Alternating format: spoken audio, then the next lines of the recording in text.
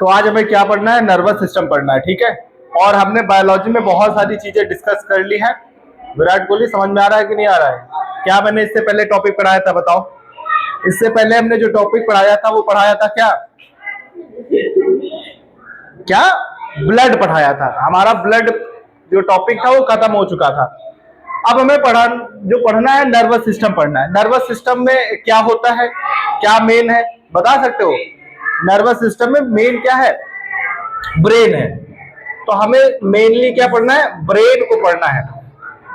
पहली तो चीज क्या है, ब्रेन जो हमारे बॉडी में है, ये हमारे बॉडी को क्या करता है? कंट्रोल करता है। क्या करता है? कंट्रोल करता है। और जब बॉडी को कंट्रोल करेगा तो इसमें सेल जो डिवीजन होता है, जो सेल डिवीजन होता है वो क्या होता है कि नहीं होता है? बताओ। इसमें क्या ये दोबारा रिपेयर हो सकता है? ब्रेन क्या दोबारा रिपेयर हो सकता है? तो मैं कहूंगा नहीं। ब्रेन में अगर चोट लगी तो ब्रेन कभी भी रिपेयर नहीं हो सकता है। और अगर ज्यादा गंभीर चोट लग गई, यानी कि ब्लीडिंग अंदर हो गई, इंटरनली ब्लीडिंग हो गया, तो क्या हो जाएगा? ब्रेन हैमरेज हो जाता है। क्या हो जाता है? ब्रेन हैमरेज हो जा सकता है। अब एक और चीज समझते हैं, ब्रेन को बचाने का काम कौन सा करता है? एक बाहर वाली परत होती है, लेयर होती है, जिसका नाम क्या होता है? क्रेनियम। क्या होता है? क्रेनियम की बनी होती है। क्रेनियम किसकी बनी होती है? जो ब्रेन को प्रोटेक्शन देता है, स्कल होता है, वो किसका बना होता है? क्रेनियम का बना होता है। और हमारे जो क्रेनियम में टोटल जो हड्डियां होती हैं वो कितनी होती हैं? 8। कितनी होती हैं? 8 हड्डियां होती हैं। अब देखो, अगर ब्रेन में चोट लगी, हमारे खोपड़ी में अगर चोट लगी, तो खोपड़ी को प्रोटेक्शन कौन दे रहा है? कौन दे रहा है? क्रेनियम दे रहा है। और क्रेनियम जो है वो मजबूत है, लेकिन इतना भी मजबूत नहीं कि तुम बहुत ज्यादा इस पे चोट लग जाए तो बचा ले। तभी जब हम गाड़ी चलाते हैं, जो पुलिस वाले रोकते हैं, वो कहते हैं हेलमेट लगाओ।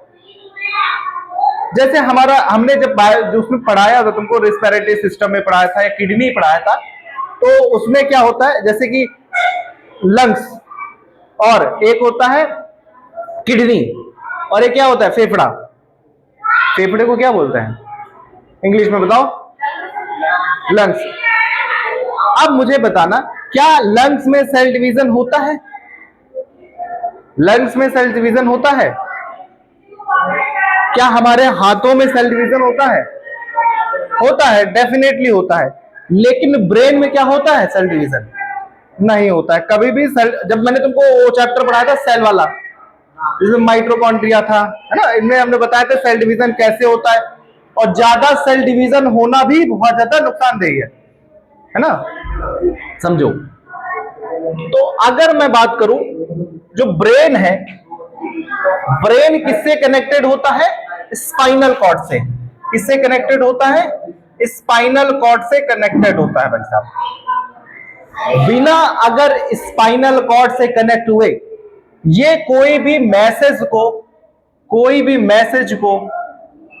रिसीव नहीं कर पाएगा अगर स्पाइनल कॉर्ड से कनेक्ट नहीं है तो। समझ में आ रहा है? स्पाइनल कॉर्ड में बात करें तो ये बहुत सारे, इसमें क्या होती हैं? नर्व होती हैं। नर्व बोले तो जैसे तार होते हैं ना,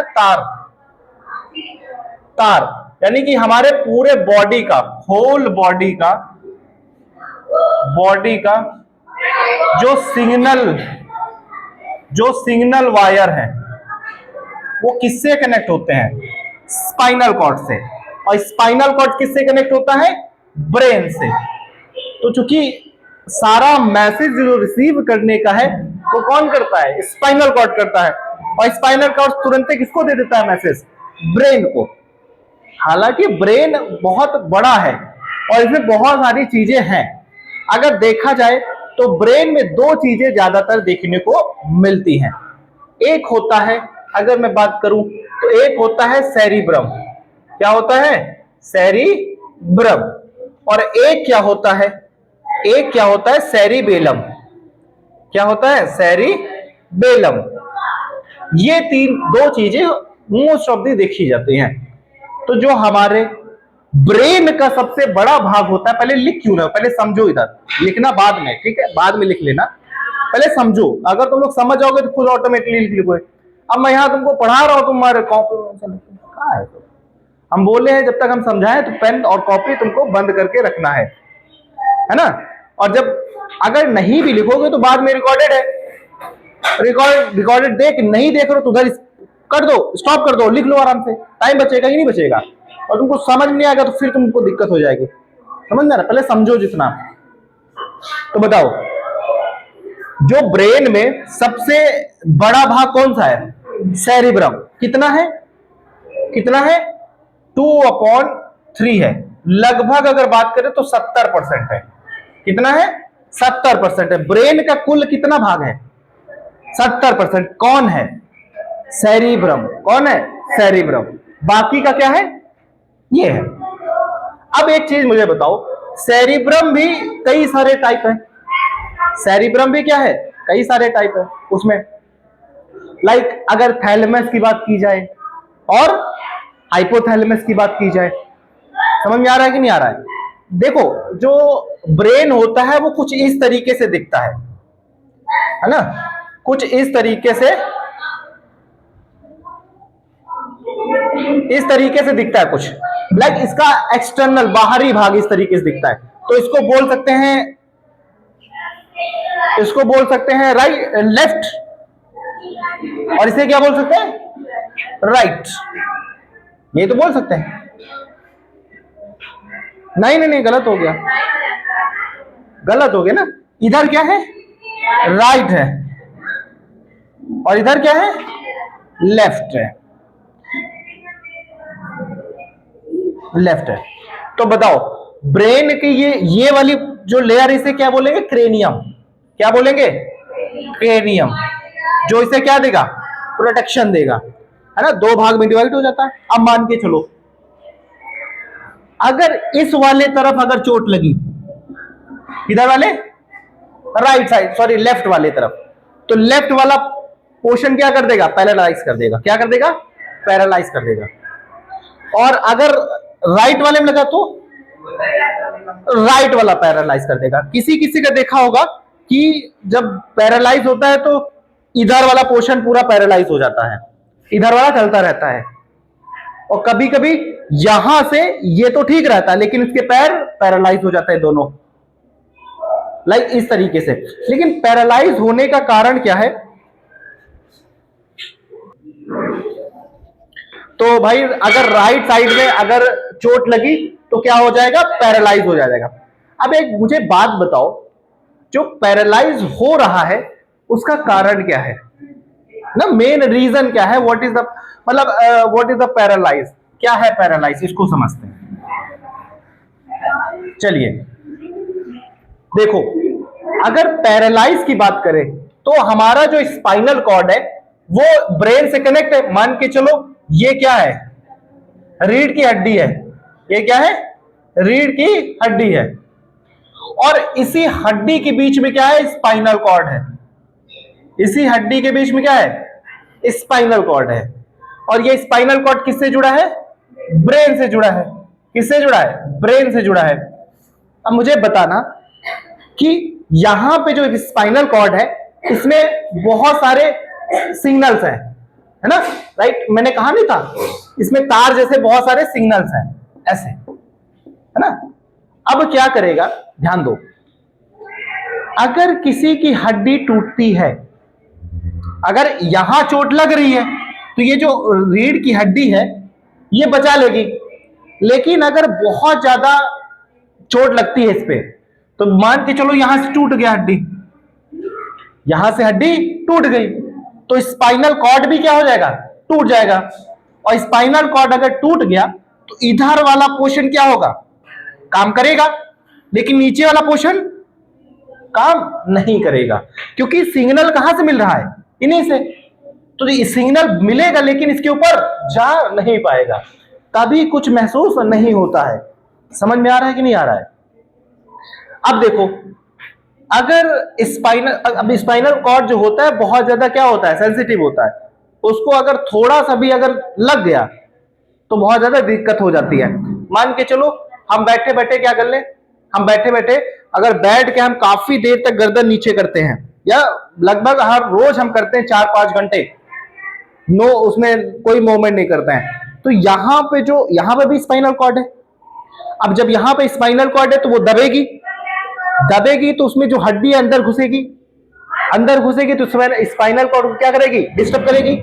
और डिस्टर्ब करने के बाद क्या हो जाता है, यहां पूरा सर दर्द करता है, पूरा शरीर दर्द करता है ना। और उसी को कहते हैं क्या, यहां पे सर्वाइकल प्रॉब्लम हो जाती है। क्या हो जाती है, सर्वाइकल प्रॉब्लम।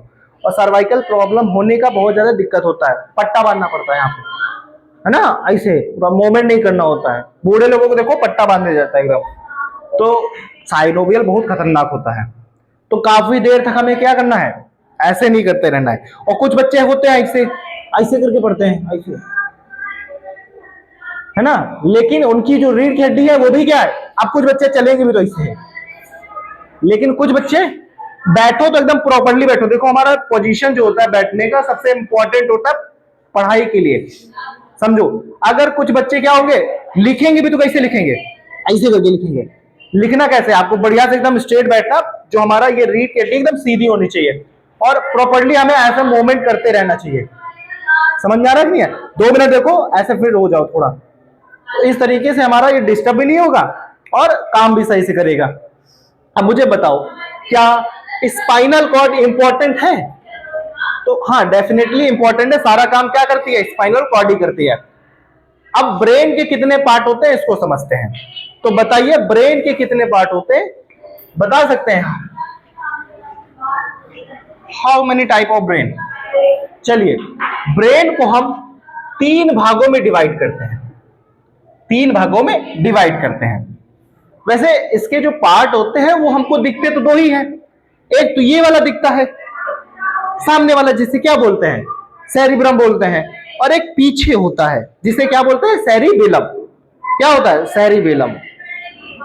और अगर ऐसे देखा जाए तो ये आगे वाला पार्ट, ये बीच वाला पार्ट और ये पीछे वाला पार्ट। तो आगे वाले में क्या है, 4 ब्रेन। क्या है, 4 ब्रेन है। और बीच वाला पार्ट क्या हो जाएगा, मिड ब्रेन। क्या हो जाएगा, मिड ब्रेन। और लास्ट वाला पीछे वाला पार्ट, तो इसे बोलेंगे हिंड ब्रेन। क्या बोलेंगे, हिंड ब्रेन। तो ये 3 टाइप होते हैं भैया, 4 ब्रेन, मिड ब्रेन और हिंड ब्रेन। अब 4 ब्रेन में 3 पार्ट होते हैं, कौन कौन से? एक होता है सेरिब्रम, सेरिब्रम, और एक होता है थैलेमस, थैलेमस, और एक होता है हाइपोथैलेमस, हाइपोथैलेमस। ये चीज होती है भाई। तो हमने बताया कि जो सेरिब्रम होता है वो टोटल ब्रेन का कितना होता है, टोटल ब्रेन का कितना होता है, 70% होता है। कितना होता है, 70%। हमारे बॉडी से जो भी सिग्नल जाते हैं स्पाइनल कॉर्ड के जरिए, जो ब्रेन में जाते हैं, वो कहां पे स्टोर होते हैं, कहां पे वो रिकॉर्ड होते हैं, कहां पे वो फीड होते हैं? उनको कहां फीड करते हैं, सेरिब्रम में। इसे मेमोरी ऑफ द ब्रेन भी कहा जाता है। क्या कहा जाता है, मेमोरी ऑफ द ब्रेन भी। इसे हम मेमोरी भी बोलते हैं। यहीं पे चीजें क्या होती हैं, रिकॉर्ड होती हैं। क्या होती हैं, रिकॉर्ड की जाती हैं। जैसे हमने किसी को देखा, या हमने कुछ भी पढ़ाई की, या हम कुछ भी मूवमेंट करते हैं, ठीक है, तो उसे रिकॉर्ड यानी कि याद रखने का हेल्प कौन करता है, सेरिब्रम करता है। कौन करता है, सेरिब्रम। सेरिब्रम मतलब 70% है। उसके अंदर क्या है, थैलेमस है। उसके अंदर क्या है, थैलेमस है। अब देखो थैलेमस क्या करेगा, अगर हम बात करें थैलेमस, तो ये हमें बाहर की चीजों का क्या कराता है, ज्ञान कराता है। बाहर की चीजों क्या कराता है, ज्ञान कराता है। जैसे आज ठंड है ना, आज क्या है, ठंड है, कोल्ड है। कल हॉट था, है ना, कल गर्मी थी, आज ठंडी है। हवा भी चल रही है। अगर कहीं हम जलते हैं, यानी गर्म चीज हमें छू जाए, तो भी कौन याद दिलाता है? थैलेमस करता है। किसी ने हमको मार दिया और हमें महसूस हुआ कोई हमको मार रहा है, तो उसे कौन पता लगाएगा? थैलेमस। चोट लगी, थैलेमस। किसी ने पीटा, थैलेमस। गर्म लगा, थैलेमस। ठंडा लगा, थैलेमस। हमें ठंड लग रही, कंबल कहेगा ओढ़ो ओढ़ो कंबल, थैलेमस। गर्मी लगेगी, पसीना कौन निकालेगा? थैलेमस। समझो, समझ में आ रहा है कि नहीं आ रहा है? तो थैलेमस क्या कराता है? हमें बाहर की चीजों का ज्ञान कराता है, नॉलेज कराता है कि भाई ये चीज हो रही है। अब सबसे मेन चीज कौन है? हाइपोथैलेमस। क्या करेगा? अब देखो, अब हमें कल ठंडी लगी थी, अब हमें ठंडी लगी है, कौन पता लगाया? थैलेमस। अब ये लगी थी याद रखने में कौन मदद कर रहा है? सेरिब्रम। अब मान के चलो जो थैलेमस होता है, जैसे चाय पीते हैं, चाय पी रहे हैं तो चाय गर्म है, इसका पता कौन लगा रहा है? थैलेमस। इसका पता थैलेमस लगा रहा है। और अगर चाय हम पी लेते हैं और कल हम उसे याद रखते हैं कि हम कल चाय गर्म थी, आज चाय ठंडी है, तो ये कौन याद करता है? सेरिब्रम। कौन याद करता है? सेरिब्रम। समझ में आ रहा है? नहीं? अब देखो थैलेमस। थैलेमस क्या करता है? Like emotions. क्या करता है? इमोशंस इस पे होते हैं, लाइक भूख लगना, प्यास लगना, है ना, कोई चीज हमें अच्छा लगना, है ना, भूख लगना, ये सारी चीजें कौन करता है? थैलेमस करता है। जैसे चाय गर्म है, इसका पता थैलेमस ने लगाया, लेकिन हाइपोथैलेमस कह रहा पी जाओ, इसको पी जाओ जल्दी, गर्म नहीं है। और जैसे पिएंगे मुंह जल जाएगा, और फिर थैलेमस गुजर आएगा, कहेगा साला ने क्या मना कर रहे हैं कि गर्म है, लेकिन ये हाइपोथैलेमस इसको सब कुछ चाहिए, है ना। कोनो देख ली तो भी, किसी भी इंसान को अगर 6 से 7 सेकंड तक देखते हो तो क्या हो जाता है? उसके बारे में सोचने लगते हो तुम।